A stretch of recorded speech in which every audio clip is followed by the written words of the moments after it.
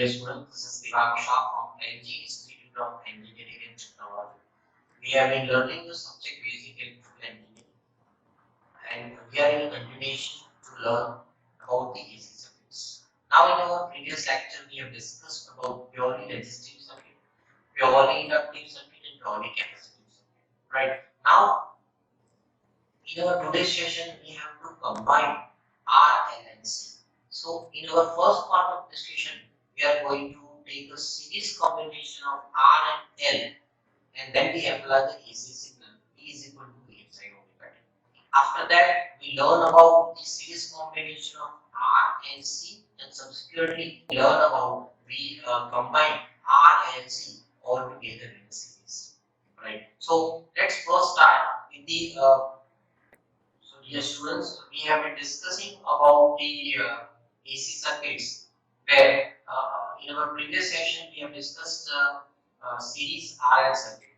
Now, in our today's session, let us discuss about the series resistance capacitance circuit. This is defined as a series RC circuit. Now, our terminology is same, where we have to first discuss about 3 points. So, point number 1, the relationship between voltage and current, the phase difference between voltage and current. Point number 2, that is to draw the waveform and phasor diagram. Point number 3 is the power calculation. Right. So let us first start with the series combination of resistance and capacitor, where the voltage drop across the voltage where this is voltage drop across the resistance is VR, that is equal to I into R. The voltage drop across the capacitor, that is equal to VC, that is equal to I into XC. Right. So if for this series combination, now we apply the AC sinusoidal signal, Vt is equal to Vm sin omega t. Right. Now here further we discuss and taking the individual phasor diagram of resistance and capacitor, where for the resistance the phase difference is 0. So both the vectors starts at the angle 0. But this is not the case for capacitor. For a capacitor, the current is leading by angle 90, where you can see this diagram. Now my next job is to combine this two phasor diagram of R and C, and you will find the series combination of the phasor diagram of the series combination of R and C. That's what it is called. Phasor diagram is nothing but the master key for this. So now let's start and combine these two phasor diagrams of individual resistance and inductance. You can see on the x-axis the vector is current. Since voltage drop across resistance VR is in phase with the current, so you can see VR vector same with the current vector, because both are in a same phase, right? But this is not case with the capacitor, where here the voltage drop across capacitor VC is leading by angle. Sorry, the voltage drop across the capacitor VC is lagging by angle 90 with respect to current. So you can see on a y-axis there is a vector of VC. Now since there are two vectors are moving in anti-clockwise direction, so your job is to find the resultant vector. That resultant vector we define as a Vs, and that is diagonally here available.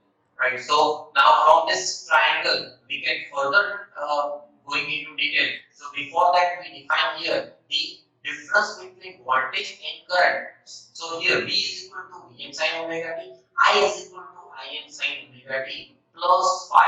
That means here current is leading by angle phi with respect to voltage V.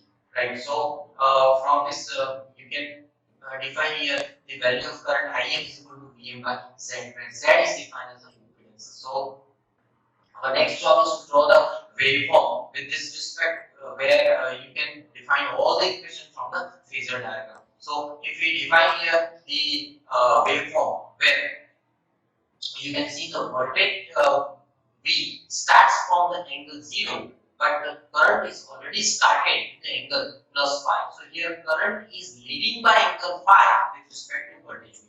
Right. Now next case we will define the power calculation. P is equal to V into I, where you can define here the instantaneous power is nothing but the multiplication of instantaneous voltage and current. So P is equal to V into I, where you define P is equal to Vm sin omega t into Im sin omega t plus phi.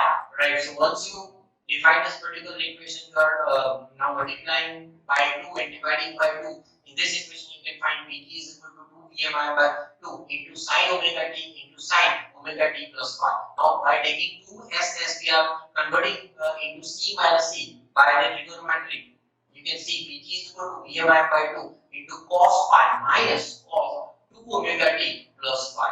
Right? Since here first term we define Vmi by 2 into cos phi, it is a constant term. But another term having cos 2 omega t plus phi, this is called a fluctuating sum. So the average value of this fluctuating term is always equal to 0. Let's find the P average value by taking the total span of the time, which is from 0 to 2 pi. So P average is equal to Vm by taking the integration. P average is equal to integration from 0 to 2 pi Vm by 2 in bracket cos pi minus cos 2 omega t plus pi into d omega t. By taking the proper integration by mathematical terms of solving this equation, you will able to find the equation. You can see point by point P average is equal to Vm by 4 pi in bracket cos 2 pi minus 0 minus Vm by 8 pi bracket sin 4 pi plus phi minus sin phi. Now further taking this term, and you can see here P average value is equal to Vm by 2 into cos phi minus 0. So instead of Vm and Im, I am going to take Vm by root 2 into Im by root 2. So the P average value is equal to Vm by root 2 into Im by root 2 into cos phi. Since Vm by root 2 and Im by root 2 is nothing but the RMS value. So you will find the P average value here. That is nothing but P average into I average into cos phi. So P average is nothing but Vi cos phi.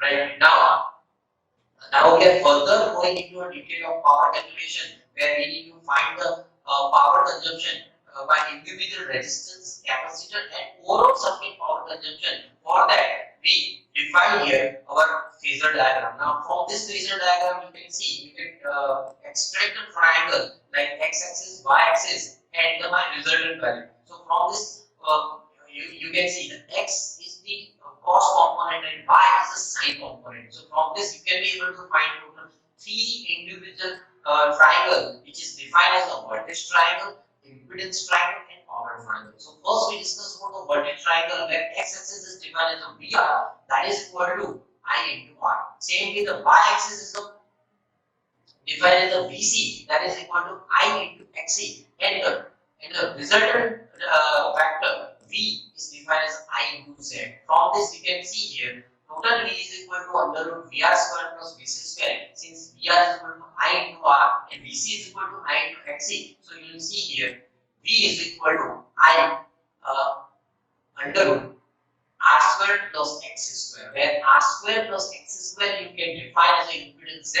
So here V is equal to I into Z, or I is equal to V by Z.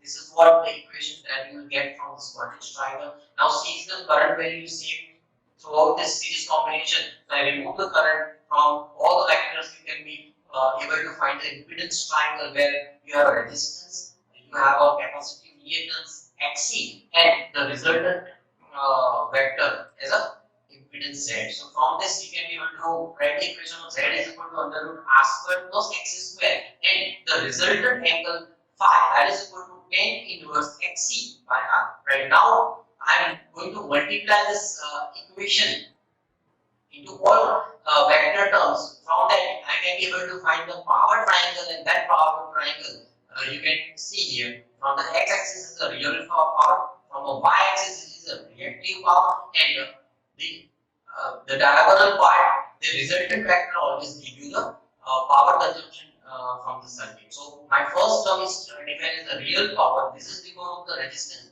So that is equal to P is equal to Vi cos phi, that is equal to I square into R. Same with the reactive power, that is because of the y-axis. So reactive power Q is equal to Vi sin phi, that is equal to I square into Xc. And my operant power is the overall circuit power, that is S is equal to V into I, that is equal to I into Z. Right. So from these three triangles, you can be able to find the individual equation as well as the power equation. But what about the circuit efficiency? So you can see here from circuit efficiency, you can define in terms of the power factor, and that power factor is nothing but the cos phi. So from this power triangle, if you define your cos phi or a power factor that is equal to ratio of real power to the apparent power, that is equal to R by Z, that is equal to cos phi from this triangle, right? Now, the value of power factor is always between 0 to 1, right? And then maximum it can go to 100%, right? So by this way,